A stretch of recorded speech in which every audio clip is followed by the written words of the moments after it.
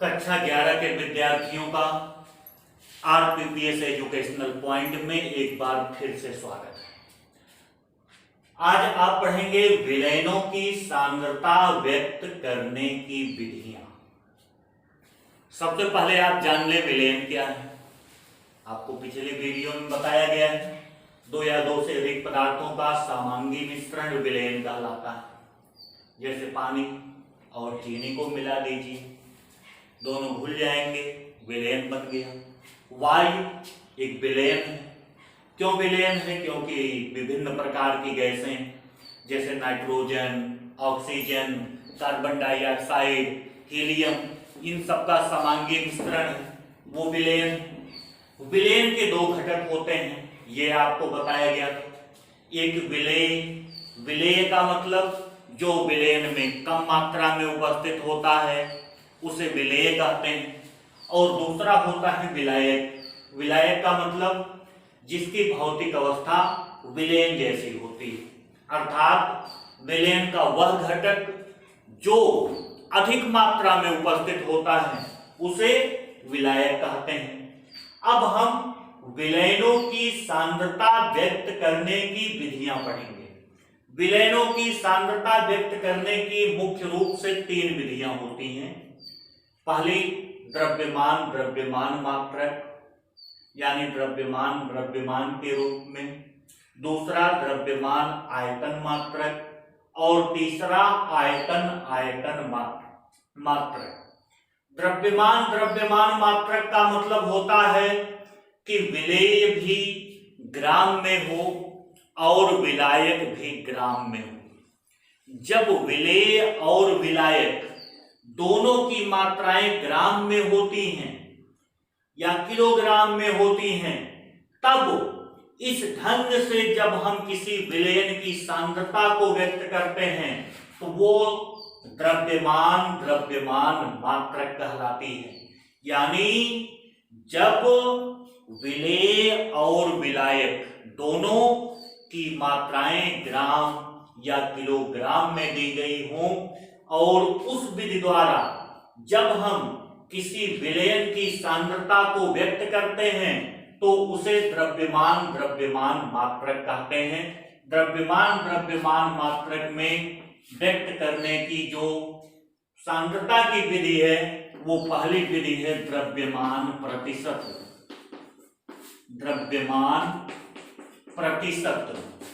इसे हम W/W कहते हैं। द्रव्यमान प्रतिशत का मतलब W/W, यानी विलेय भी ग्राम में विलायक भी ग्राम में। अगर कोई परिभाषा देना चाहे कि द्रव्यमान प्रतिशत किसे कहते हैं तो आप ये बताएंगे कि 100 ग्राम विलयन में उपस्थित विलेय की ग्राम में मात्रा विलयन की द्रव्यमान प्रतिशत सांद्रता कहलाती है। 100 ग्राम विलयन में उपस्थित विलेय की ग्राम में मात्रा विलयन की द्रव्यमान प्रतिशत सांद्रता कहलाती है। जैसे आपसे कहा जाए 10% NaCl विलयन या 10% W/W NaCl विलयन। इसका अर्थ कोई पूछे क्या है? आप लोग तमाम जो दवाइयां आती हैं, कफ सिरप या अन्य चीजें, उस पे देखते होंगे संगठन में लिखा होता है इतना % W/W। तो उसका मतलब ये है कि उतने भाग में उतना वो डाला गया है। तो यही है ये द्रव्यमान प्रतिशत। 10% W/W NaCl का मतलब ये है कि NaCl के विलयन में या NaCl के 100 ग्राम विलयन में, NaCl के 100 ग्राम विलयन में 10 ग्राम NaCl और 90 ग्राम जल है। 10 ग्राम NaCl और 90 ग्राम जल है। इसे निकालते कैसे हैं? द्रव्यमान प्रतिशत बराबर होता है विलेय का भाग ये ग्राम में गुणे 100 बटा विलयन का भार। विलयन का भार का मतलब विलयन के भार में विलायक का भार जोड़ दें तो ये द्रव्यमान प्रतिशत होता है W/W। तो ये पहली विधि हो गई द्रव्यमान प्रतिशत। दूसरी द्रव्यमान मात्रक में जो विधि है इसको कहते हैं पीपीएम में। पीपीएम में सांद्रता। पीपीएम का मतलब होता है पार्ट पर मिलियन। पार्ट पर मिलियन यानी पीपीएम। मिलियन का मतलब होता है 10 लाख। मिलियन का मतलब 10 लाख यानी 10 लाख का मतलब 10 की घात 6 यानी किसी विलयन के 10 लाख भागों में उपस्थित विलेय की मात्रा विलयन की पीपीएम में सांद्रता कहलाती है।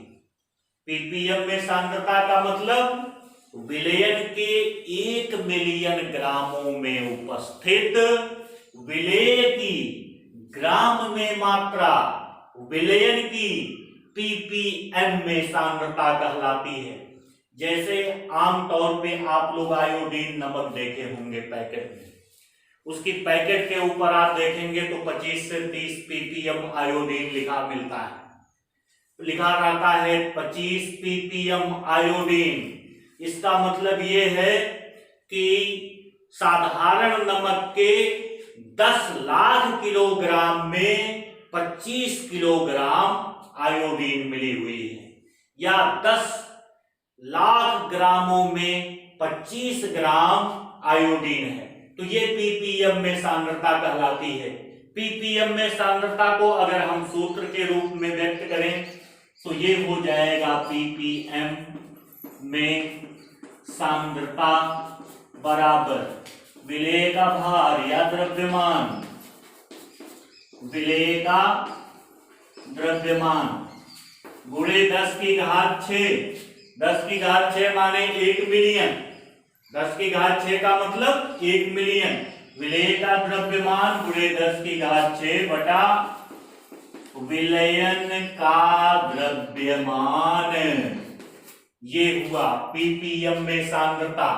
पहली द्रव्यमान प्रतिशत W/W, दूसरी पीपीएम, एक होती है पीपीबी यानी पार्ट पर बिलियन। बिलियन का मतलब 10 की घात 9 भागों में 1 बिलियन में जितनी मात्रा उपस्थित होगी वो पीपीबी सांद्रता कहलाती है, पार्ट पर बिलियन। और एक उसको छोड़ देते हैं। तीसरी द्रव्यमान मात्रक में जो सबसे महत्वपूर्ण विधि है सांद्रता व्यक्त करने की उसको कहते हैं मोललता। मोललता का मतलब होता है मोललिटी। इसको हम स्मॉल m से प्रदर्शित करते हैं। अगर कोई मोललता की परिभाषा पूछे तो आप बताएंगे कि 1 किलोग्राम विलायक में उपस्थित विलेय के मोलों की संख्या विलयन की मोललता कहलाती है। 1 किलोग्राम विलायक में उपस्थित विलेय की मोलों की संख्या विलयन की मोललता कहलाती है। मोललता का सूत्र अगर आपको लिखना पड़े तो आप लिखेंगे मोललता यानी स्मॉल m इक्वल टू विलेय के मोलों की संख्या। विलेय के मोलों की संख्या बटा विलायक का भार। विलायक का भार और विलायक का भार होना चाहिए किलोग्राम में। विलेय के मोलों की संख्या बटा विलायक का भार किलोग्राम में यानी स्मॉल m बराबर मोलों की संख्या को आपको बताया गया स्मॉल n से प्रदर्शित करते हैं। स्मॉल n अपान कैपिटल W, ये किलोग्राम में होना चाहिए। ये मोललता है। आपको बताया गया होगा N बराबर W अपान M, यानी मोलों की संख्या बराबर पदार्थ का भार बटा पदार्थ का अणुभार, जिसको मोलर द्रव्यमान कहते हैं। यही मोलों की संख्या होती, यही अणुभार होता है। N बराबर होता है W अपान M, यानी पदार्थ का भार बटा अणुभार। तो मोललता का जो दूसरा सूत्र हो जाएगा, मोललता बराबर ये हो जाएगा विलेय का भार बटा विलेय का अणुभार गुणे विलायक का भार, और विलायक का भार किलोग्राम में। विलायक का भार हमेशा किस में रहेगा? किलोग्राम में। विलेय का भार रहेगा ग्राम में। यदि विलायक का भार ग्राम में रहेगा तो हम अंश में 1000 से गुणा कर देंगे। अब हम एक आध आंकिक प्रश्न आपको बता देते हैं। इस पर एक प्रश्न लेते हैं। एक लवण का अणुभार 60, इसके 9 ग्राम को 250 ग्राम जल में घोला गया। विलेन की मोललता ज्ञात कीजिए। हमको क्या दिया है? हल इसका दिया हुआ है। विलेय माने वही लवण है का अणुभार स्मॉल m बराबर 60। फिर विलेय का भार ये स्मॉल w से प्रदर्शित करते हैं। स्मॉल w बराबर 9 ग्राम, और विलायक का भार, विलायक के भार को हम कैपिटल W से प्रदर्शित कर सकते हैं और करते भी हैं। विलायक का भार, विलायक जल यहां है देखिए 250 ग्राम। 250 ग्राम को हम किलोग्राम में बदल लें तो 1000 से भाग देंगे। ग्राम को किलोग्राम में बदलने के लिए 1000 से भाग देते हैं, या दशमलव को 3 स्थान बाईं तरफ लगा देते हैं। तो 3 स्थान बाईं तरफ लगाएंगे तो 0.25, ये देखिए आ गया। अब हम मोललता आसानी से निकाल सकते हैं। मोललता बराबर अभी हमने सूत्र पढ़ा था W अपान M into capital W। Capital W किसमें होना चाहिए? kg में। मान रखिए इसमें W, स्मॉल w का मान ऊपर से खोजेंगे 9 बटा M का मान, M माने अणुभार 60 गुणे कैपिटल W 0.25। ये नीचे के दशमलव को हटाने के लिए ऊपर हमें 100 से गुणा करना होगा, क्योंकि जब तक हर में से दशमलव खत्म नहीं होगा तब तक हम प्रश्न लगा नहीं पाएंगे। तो अंश और हर में 100 से गुणा कर दें, दशमलव हट जाएगा। 100 से गुणा करेंगे तो 9 गुणे 100 बटा 60 गुणे 25। चलिए इसी को हल कर लेते हैं, अभी कुछ ना कुछ मिल जाएगा। 25 एकम 25, 25 चौका 100, 4 से 60 को काट दें, 4 एकम 4, 4 एकम 4 2 6 20, 4 पच्चे 20, 3 से कटेगा 3 त्रिका 9, 3 पच्चे 15, यानी आ गया 3 बटा 5। दशमलव लगाएंगे ये हो जाएगा 30, 5 36, इतना मोलल।